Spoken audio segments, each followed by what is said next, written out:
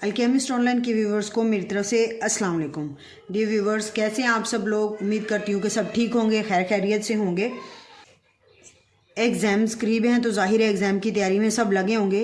Viewers, आज मैं आप लोगों के लिए आपका एक और मुश्किल टॉपिक को ईजी बनाने के लिए आई हूँ, ताकि ये टॉपिक जो है आप लोगों के जहनों में देखते ही सुनते ही बैठ सके और याद करने की भी आपको जहमत ना करनी पड़े। ये वीडियो बहुत मेहनत से बनाई है मैंने, क्योंकि इस टॉपिक पर मैंने जो भी मुझे मटेरियल मिलता था ना घर से मैंने इकट्ठा किया, और मैं आपको एंड पर ये सारा मटेरियल शो करूँगी, जिससे आपको ऑर्गेनिक कंपाउंड की अहमियत के बारे में वाज़िया हो जाएगा। आज की वीडियो मैंने इस सवाल के जवाब में बनाई है कि ऑर्गेनिक कंपाउंड या ऑर्गेनिक केमिस्ट्री को पढ़ना हमारे लिए क्यों ज़रूरी है। क्यों हम ऑर्गेनिक कंपाउंड, ऑर्गेनिक केमिस्ट्री की डेफिनेशंस, इनके कॉन्सेप्ट्स को स्टडी कर रहे हैं, लर्न कर रहे हैं। वजह यह है कि हमारी लाइफ में ऑर्गेनिक कंपाउंड का बहुत ज़्यादा यूज़ है। जैसे कि आप लोग जानते हैं कि ऑर्गेनिक कंपाउंड एनिमल और प्लांट्स में सिंथेसाइज हो रहे हैं। इनकी बॉडी के अंदर ऑर्गेनिक कंपाउंड नेचुरली प्रोड्यूस हो रहे होते हैं, बन रहे होते हैं, प्रिपेयर हो रहे होते हैं, तैयार हो रहे होते हैं। इसके अलावा लेबॉर्ट्रीज़ में भी बहुत सारे ऑर्गेनिक कंपाउंड जो हैं वो तैयार किए जा रहे हैं, और ये ऑर्गेनिक कंपाउंड भी मैं आज आपको वीडियो के एंड पर शो करूंगी कि लेबॉर्ट्री में जो ऑर्गेनिक कंपाउंड हमारे लिए, हमारे यूज़ के लिए तैयार किए जा रहे हैं वो कौन से हैं। आप लोगों के लिए एक प्यार से मैंने थाल सजाया है, इसलिए वीडियो को एंड तक ज़रूर देखना है। ट्रे के अंदर, उस एक ट्रे के अंदर सारी ये चीज़ें जो हैं आप लोगों के सामने रख दूंगी, ताकि आपको ये चीज़ें पढ़ने की, याद करने की ज़रूरत ही ना पड़े। जैसे ही आपको ऑर्गेनिक कंपाउंड के यूज़ का टॉपिक या इससे रिलेटेड कोई भी क्वेश्चन आए तो फ़ौरन से वही इमेज आपके माइंड में क्लिक कर जाए और आप फौरी से अपनी वर्डिंग में उसको ईजिली एक्सप्लेन कर सकें। इसलिए मैंने नेचुरली प्रोड्यूस्ड और आर्टिफिशली ऑर्गेनिक कंपाउंड्स या ऑर्गेनिक प्रोडक्ट्स को इकट्ठा किया है, ताकि आप लोगों के जहन में ऑर्गेनिक कंपाउंड से उठने वाले हर सवाल का जवाब दे सकूं कि असल में ऑर्गेनिक कंपाउंड होते क्या हैं।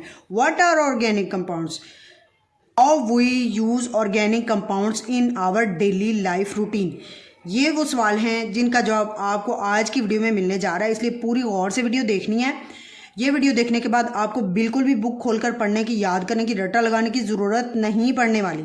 इसलिए वीडियो बार बार कह रही हूँ पूरी देखनी है, और मेरी इस एफर्ट को एप्रिसिएशन ज़रूर देते जाना है। वीडियो को लाइक करना है, शेयर करना है, मेरे चैनल को सब्सक्राइब भी करना है। जो लोग पहली बार मेरी वीडियो देख रहे हैं वो अल्केमिस्ट ऑनलाइन को सब्सक्राइब करें और बेल आइकन को प्रेस करना मत भूलें, ताकि इसी तरह की इंफॉर्मेटिव और easy to understand conceptual videos जो मैं केमिस्ट्री से रिलेटेड बनाती हूँ वो आप लोगों के नोटिफिकेशन बार में केमिस्ट्री को स्टडी करने का, समझ कर पढ़ने का ये सफ़र आसान हो सके।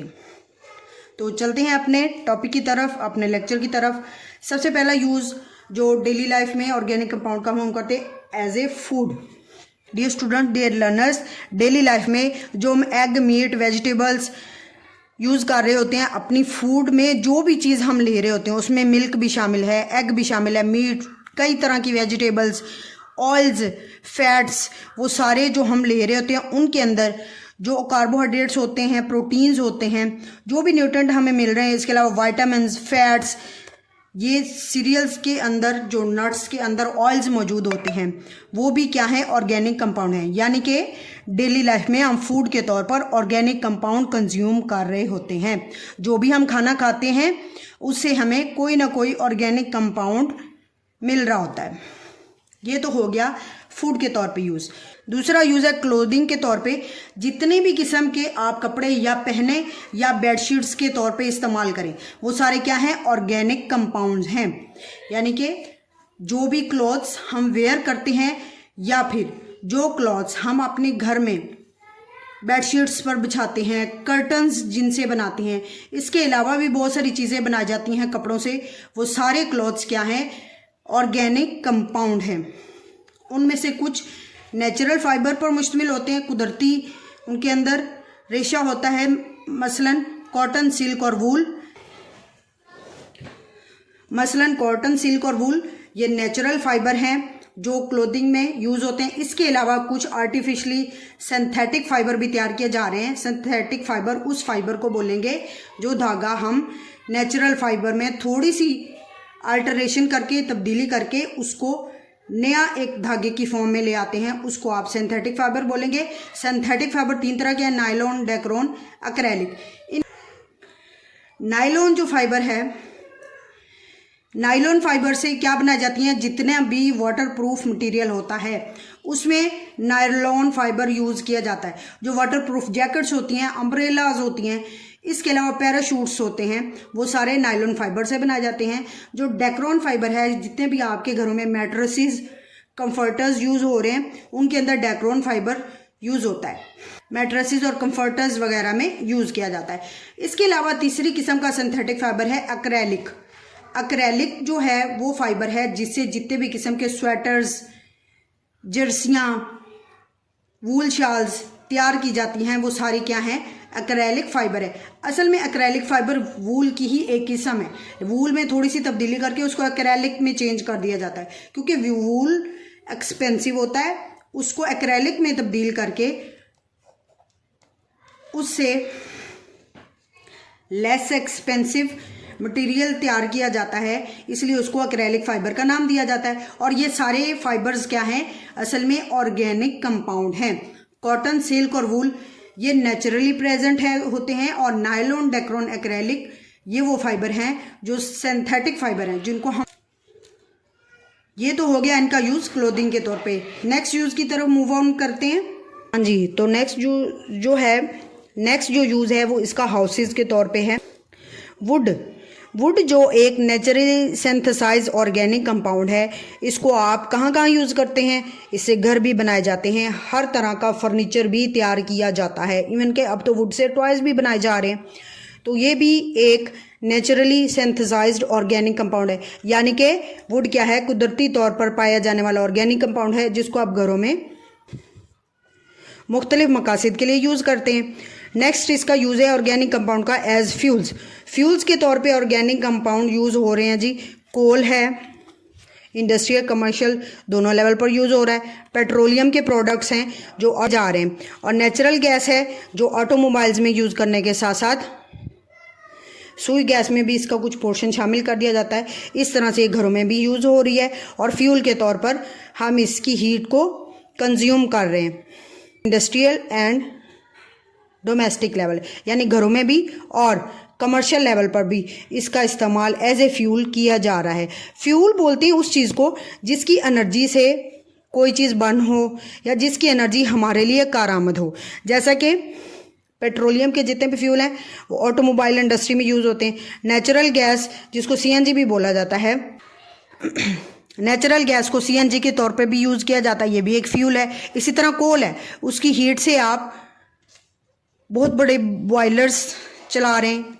कुछ ट्रेन्स ऐसी हैं जिनके इंजन की जो वर्किंग है वो कोल की बर्निंग से पैदा होने वाली हीट पर होती है।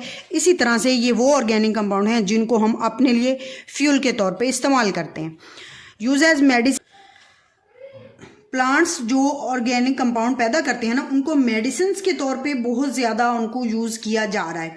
इसके अलावा लाइफ सेविंग ड्रग्स तैयार की जा रही हैं जिनको एंटीबायोटिक्स बोलते हैं, और ये तैयार तो लेबॉर्ट्री में की जा रही हैं, लेकिन इनके अंदर जो मटेरियल यूज़ हो रहा होता है वो क्या होता है, ऑर्गेनिक कंपाउंड। इस तरह से मेडिसिन के इंडस्ट्री में ऑर्गेनिक कंपाउंड भी यूज़ किए जा रहे हैं। Last but not the least, organic compound raw material के तौर पे कहाँ यूज़ होते हैं। रॉ मटेरियल बोलते हैं जी खाम माल को, हर वो चीज़ जिससे आप कोई चीज़ तैयार कर सके उसको आप रॉ मटेरियल बोलेंगे। मसलन इसकी एग्जांपल मैं यूँ दूंगी, जैसे कॉटन होती है ना, कॉटन वो एक रॉ मटेरियल है, लेकिन उसी कॉटन में आप चेंजेस करके उसे नायलॉन, डेक्रोन, एक्रेलिक फाइबर तैयार कर सकते हैं, और वो सिंथेटिक फाइबर हैं, सिंथेटिक मटेरियल है। इसी तरह से रॉ मटेरियल यानी कि ऑर्गेनिक कंपाउंड को खाम माल के तौर पे इस्तेमाल करते हुए उनसे और मज़ीद कंपाउंड्स तैयार किए जा रहे हैं। मेजर वैरायटी है उन कंपाउंड की जो ऑर्गेनिक कंपाउंड से तैयार किए जा रहे हैं, जिनमें क्या जी, मुख्तलिफ़ किस्म की रबर, मुख्तलिफ़ किस्म की इंक, ड्रग्स जो हैं, डाइज़, जितने भी किस्म के पेंट्स हैं, वार्निशेस हैं, पेस्टिसाइड्स हैं, वो दवाइयाँ जो कीड़े मार अद्वियात के तौर पे हमारे घरों में मौजूद होती हैं, उनको पेस्टिसाइड्स बोलते हैं। पेस्टिसाइड्स के तौर पे भी ऑर्गेनिक कंपाउंड रॉ मटेरियल के तौर पे यूज़ होते हैं। अब मैं आपको दिखाती हूँ कि किस तरह से पहले यूज़ से लेकर आखिरी यूज़ तक मैं हर ऑर्गेनिक कंपाउंड को आपको बताऊंगी, एक्सप्लेन करूंगी कि इसमें ये चीज़ होती है और इस तरह से ये हमारी डेली लाइफ में यूज़ होते हैं। सबसे पहले हम देखते हैं कि नेचर के अंदर जो ऑर्गेनिक कंपाउंड हैं जिनको हम अपने लिए यूज़ करते हैं वो कौन से हैं। Let's start. हाँ जी डियर व्यूवर्स, तो ये पेश है आप लोगों के लिए ख़ास ट्रे। मैंने बड़ी मेहनत से तैयार किया है। वैसे मैंने पकाया पुकाया कुछ नहीं है, लेकिन मैंने सिर्फ खाम माल उठा के, यहाँ तक कि चीज़ें धोई भी नहीं है, आप लोगों के सामने रख दी हैं ताकि आपको पता चल जाए कि फूड के तौर पर कौन से ऑर्गेनिक कंपाउंड यूज़ करते हैं। अब इसमें से आप खुद देखें, इसमें आप देखें गोभी है, आलू है, गाजर है, शलजम है, ये वो सब्जियां हैं जो हम फूड के तौर पे यूज़ करते हैं और इनसे हमें विटामिन्स मिलते हैं। इसके अलावा विटामिन्स,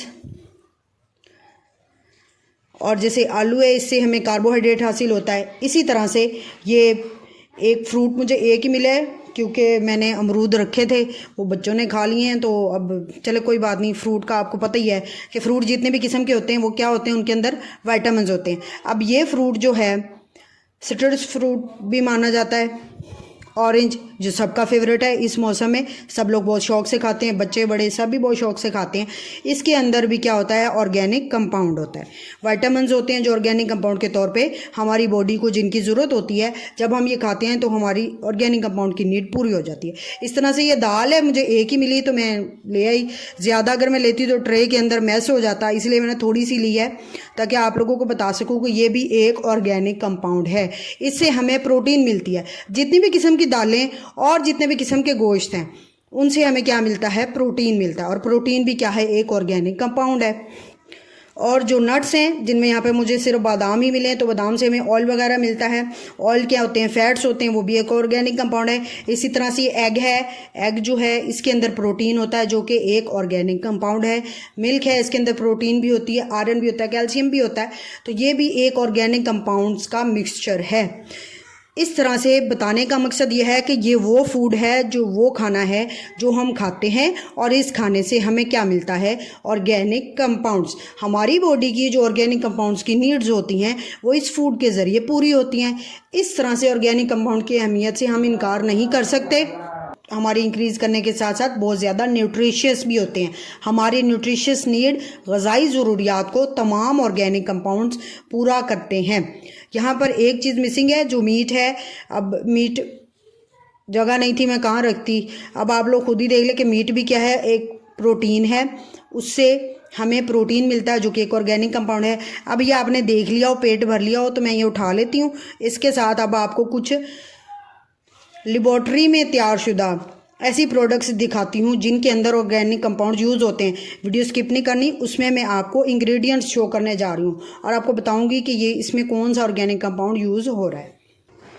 अब हम देखते हैं कि लेबॉर्ट्री में कौन सी चीज़ें हैं जो हमारे घरेलू यूज़ की होती हैं और जिनके अंदर ऑर्गेनिक कंपाउंड होते हैं। सबसे पहले मेरे पास ये है एंटीबायोटिक, क्योंकि मेरी बेटी की थोड़ी तबीयत ठीक नहीं थी तो उसको एंटीबायोटिक दिया है मैंने, इसलिए पढ़ा था तो मैंने सोचा कि क्यों ना आप लोगों के साथ शेयर किया जाए कि ये भी एक। तो मैं बता रही थी कि बेटी की कुछ तबीयत ठीक नहीं थी तो उस वजह से डॉक्टर ने कुछ एंटीबायोटिक उनके लिए सजेस्ट की, जो मैं इनकी ब्रांडिंग नहीं कर रही, लेकिन मैं दिखाना चाह रही थी आप लोगों को कि इसके अंदर भी ऑर्गेनिक कंपाउंड्स होते हैं। अब आप इस पर फोकस करें। क्लैरिथ, ये एक एंटीबायोटिक है और इसके अंदर होता है क्लैरिथ्रोमाइसिन। ये क्या है, एक ऑर्गेनिक कंपाउंड है। अगर आप लोगों को क्लियर नज़र आ रहा है तो आप देख लें कि ये एक ऑर्गेनिक कंपाउंड से तैयार करदा एंटीबायोटिक है। एंटीबायोटिक कहते हैं उस दवाई को जो आपके जिस्म के अंदर किसी भी इन्फेक्शन की सूरत में दी जाती है। और ये वो मेडिसिन होती हैं जो आपको सस्पेंशन के तौर पे मिलती हैं, कुछ देर के लिए आपने यूज़ करनी होती हैं, जितना आपको डॉक्टर रिकमेंड करता है।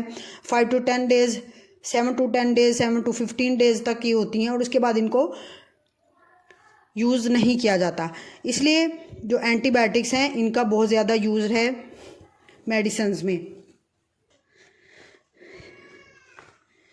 सिरप है पेड्रोल का, यहाँ पर देखिए ये पैरासीटामोल, ये लिखा नज़र आ रहा होगा पैरासीटामोल। तो ये पैरासीटामोल भी क्या है, एक ऑर्गेनिक कंपाउंड है।